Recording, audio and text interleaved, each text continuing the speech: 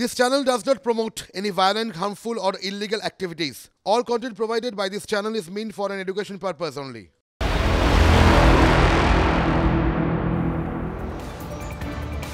এদিকে দেখুন, সন্দেশখালীতে আবারও খেলার প্রসঙ্গ। তবে এবার খেলা ঘোরানোর কথা মন্ত্রী পার্থ ভৌমিকের মুখে। হ্যাঁ, ঠিকই শুনছেন, 18 তারিখ আবার আসছি, সেদিন দেখবেন খেলা ঘুরে গেছে। নাজাটে দলের কর্মীদের সঙ্গে কথার পর এই মন্তব্যই করেছেন পার্থ ভৌমিক। তিনি কি বলেছেন আপনাদেরকে শোনাইব। কোথায় কোথায় মানুষের ক্ষোভ, অভাব, অভিযোগ জানলাম এবং সেই অনুযায়ী প্রয়োজনীয় পরামর্শ দিলাম। 18 তারিখ আবার আমরা আসছি, আপনারা সেদিন জানতে পারবেন যে খেলা ঘুরে গেছে। একজন মহিলাও দায়িত্ব নিয়ে বলতে পারবে না তার উপরে কোনো রকম কোনো শ্লীলতা নিয়ে হয়েছে। অভাব অভিযোগ আছে, অনেকে লিজের টাকা দেয়নি, মানুষকে ঠকিয়েছি। একজনকে আমরা অলরেডি দল থেকে সাসপেন্ড করে দিয়েছি। যদি এরপরে শিবপ্রসাদ হাজরার নামও আসে, দল উত্তম হাজরার ক্ষেত্রে যে সিদ্ধান্ত নিয়েছে শিবু হাজরার ক্ষেত্রেও একই নেবে। আমরা বলেছি লিজের তালিকা তৈরি করতে, যারা যারা লিজের টাকা পায়নি তাদের টাকা ফেরত করিয়ে দেওয়ার দায়িত্ব দলের আমরা করব। আমরা গ্রামবাসীকে এই কনফিডেন্সটুকু দিতে চাই, মমতা ব্যানার্জির আমলে তাদের উপরে কেউ যদি অত্যাচার করে সে যত বড় তৃণমূলই হোক পার পাবে না, তাকে দল থেকে বার করে দেওয়া হবে। মন্ত্রী পার্থ ভৌমিকের বক্তব্য আপনাদেরকে শোনালাম। আসলে আমাদের প্রতিনিধি সায়ন্ত আমাদের সঙ্গে রয়েছেন, সরাসরি সায়ন্তর সঙ্গে কথা বলি। সায়ন্ত, কোন খেলার কথা বলছেন তিনি? কোনটা খেলা?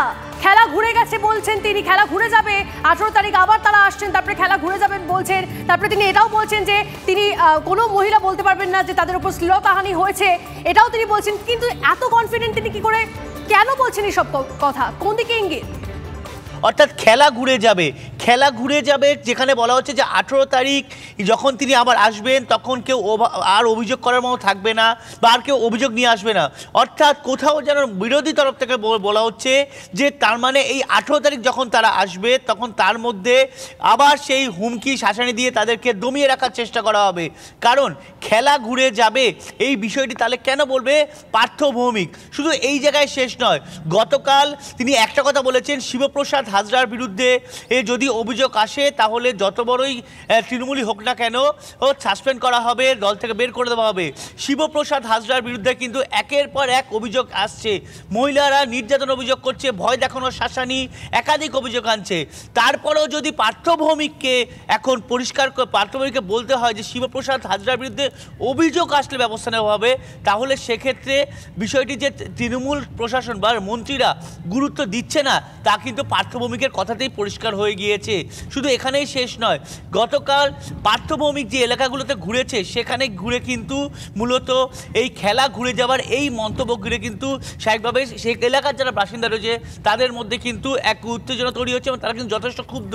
তাদের বক্তব্য তৃণমূল তরফে যদি ব্যবস্থা না নিয়ে তৃণমূল প্রশাসনের তরফে কোনো ব্যবস্থা নেওয়া হচ্ছে না, অথচ মন্ত্রী। শান্ত, তুমি আমাদের সঙ্গে থাকো। এই মুহূর্তে বিজেপির মুখপাত্র শ্রমিক ভট্টাচার্য আমাদের সঙ্গে রয়েছেন। শ্রমিক বাবু, একদিকে এত অভিযোগ, ধর্ষণ, নির্যাতনের মতো গুরুতর অভিযোগ মহিলারা করছেন, তারপরেও মন্ত্রী বলছেন, রাজ্যের মন্ত্রী বলছেন কোথায় অভিযোগ? এক, দ্বিতীয়ত তিনি বলছেন যে খেলা ঘুরে যাবে, 18 তারিখে আবার আসবো। কোন খেলার কথা তিনি বলছেন? সন্দেশখালীর মহিলারা এতদিন ধরে যে কথাগুলো বলছেন সেগুলো খেলা? কি বলবেন?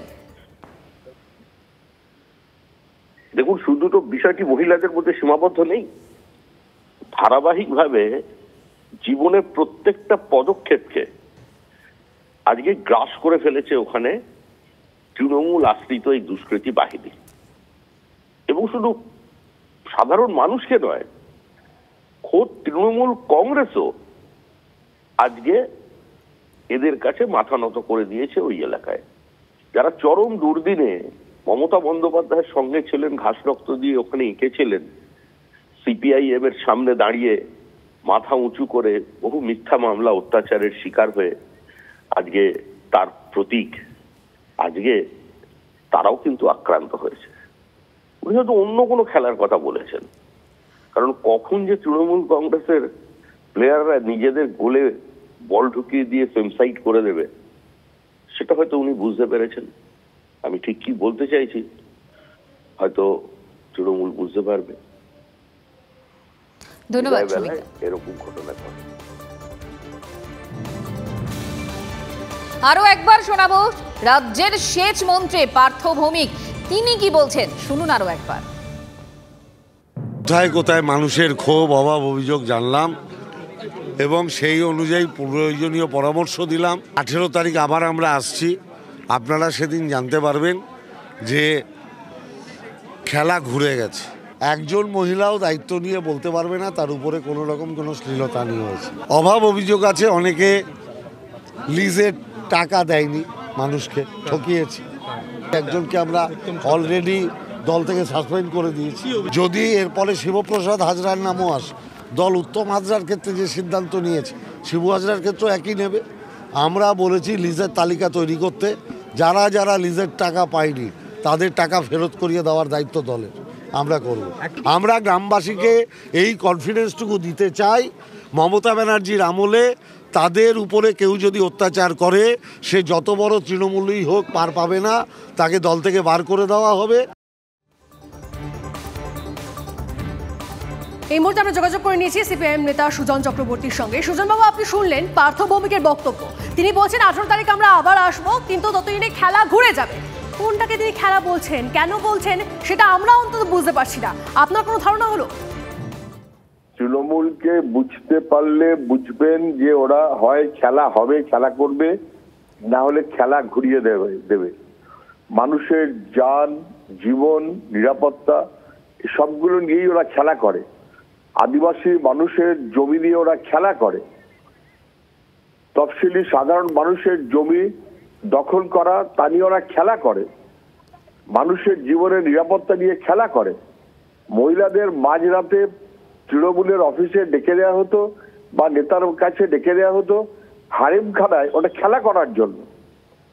জীবনটাকে খেলা হিসেবে দেখে যারা, জীবনটাকে এগিয়ে যাওয়ার স্বপ্ন হিসেবে যারা দেখে না, তাদের মুখে এসব কথাই তো বানাবে। পার্থ ভৌমিকরা যদি বলেন যে খেলা ঘুরে যাবে, এই খেলা ঘোরাবার জন্য কি পুলিশ টিম করে দিয়েছেন? এমন টিম যারা খেলা ঘুরিয়ে দেবে, এমন মহিলা কমিশন যাবে যারা বলবে না না অত কিছু হয়নি, ডেকে নিয়ে গেছিল, তার চেয়ে বেশি তো কিছু হয়নি। এক মহিলা বলেছিলে অন রেকর্ড ভিডিওতে যে ওখানে গিয়ে কি করা হয় সেটা কি আপনাকে বলতে লাগবে? এই কি করা হয় বলতে লাগবে, এই সেন্স যাদের থাকবে না, বা থাকলেও সেটা যারা বন্ধক রেখে আসবে তাদের পাঠিয়ে খেলা ঘোরাবার চেষ্টা হচ্ছে, যাতে শাহজাহান, শিবু হাজরা এরাই তৃণমূলের এবং এলাকার সর্বেসর্বা বলে পরিচিত। আমি আবার বলছি, শিবু হাজরা ওখানে গোটা এলাকায় কোনো ভোট হয়নি, একাত্তর যা ভোট হয়েছে, শিবু হাজরা ভোট পেয়েছে 99%, উত্তম সর্দার পেয়েছে 98% বেশি। কিরকম খেলা হবে বুঝতে পারছেন তো? এই খেলাটা যে ধরা পড়ে গেছে, সেই কারণে এখন আবার খেলা ঘুরিয়ে দেবার তালে ঘুরছে। তৃণমূল মহিলাদের অন্তরের কথা শুনতে রাজি না, আদিবাসী কৃষকের কথা শুনতে রাজি না। ওরা শিবু হাজরা অথবা শাহজাহান তাদের কথা অনুযায়ী তৃণমূল এবং মানুষকে দেখতে চায়। বেশ, দুর্ভাগ্য এটাই। বেশ, ধন্যবাদ আমাদের সঙ্গে কথা বলার জন্য। কথা বলছিলাম সিপিএম নেতা সুজন চক্রবর্তীর সঙ্গে। খবর আরো রয়েছে, তবে এখন সময় একটা ছোট ব্রেকের। ফিরছি ব্রেকের পর আরো খবর নিয়ে, সঙ্গে থাকুন।